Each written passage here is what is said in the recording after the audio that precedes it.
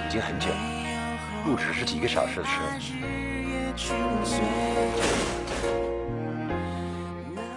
Hi, welcome to the Silver Spleen. My name is Dee Skelton, and this is my review of Don't Go Breaking My Heart 1 and 2. 2011's Don't Go Breaking My Heart was Johnny To and Wai Ka-fai's entree into the mainland film market. Yes, the same people who brought us Election were now trying to suck up to the big red box office. Don't Go Breaking My Heart is a breezy romantic comedy without sex, and no violence, or political overtones, or anything else that might offend, you know. It's about a young woman who comes from Suzhou to Hong Kong, but luckily for her, she is soon being wooed by two men. Louis Koo plays a habitual womanizer who lacks the moral fortitude to take responsibility for allowing his to lead him through life. Daniel Wu plays an alcoholic who drinks 2 quarts of whiskey a day, but doesn't need rehab. All he needs is to go on a date with this woman who is apparently some kind of Chinese Betty Ford. Daniel starts the film off as a bearded, irresponsible, and artistic kind of guy, but that character disappears completely after he gains architectural recognition and, of course, money. Don't Go Breaking My Heart isn't necessarily that bad. It's no more vacuous, puerile, and saccharine than most other romantic comedies, including the ones that Johnny To and Wai Ka-fai used to make with Andy Lau and Sammy Cheng. Maybe it's just my own prejudice that sees this one as especially dumbed down for its intended audience. Maybe the materialist subtext has always been around in these kind of movies where a young woman is wooed by rich men. It just struck me as especially transparent here. Daniel Wu only becomes attractive after he gets a job and shaves. The film isn't put together badly, and it's acted pretty well. I just didn't care about anybody in it. Then again, I'm not a young professional female from the mainland, though I have rented a few. So in fairness, I'm not the intended audience demographic for this movie, which is one of the reasons why I had less than no interest in seeing the sequel.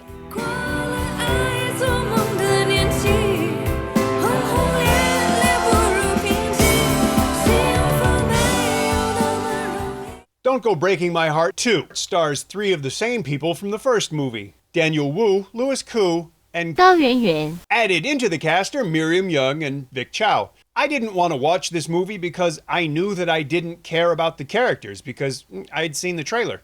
But for some stupid reason, I decided, well, maybe I'm being overly prejudicial. Hey, at the very least, people tell me that I'm very entertaining when I dislike something or someone. Well, speaking of Barbara Wong, the product placement whoring in Don't Go Breaking My Heart 2 makes Ms. Wong seem like a paragon of anti-capitalist virtue. The product placement in this movie has all the subtlety of a seizure-prone sperm whale. The watches in the yogurt drink show up enough that they could have been on the poster as cast members. But you know what? If the watches and the yogurt were part of the cast, maybe there'd have been somebody in this movie that I could have cared about and not hated. I hated all of these people, not because they're filthy rich, not because they drive Ferraris and yachts. I hated them because they're all too stupid to have achieved everything their material wealth signifies. They're smart enough somehow to become multimillionaires, but apparently nobody's smart enough to go, oh, who's that? Then again, if they did, half the movie would be unnecessary. Not that the whole goddamn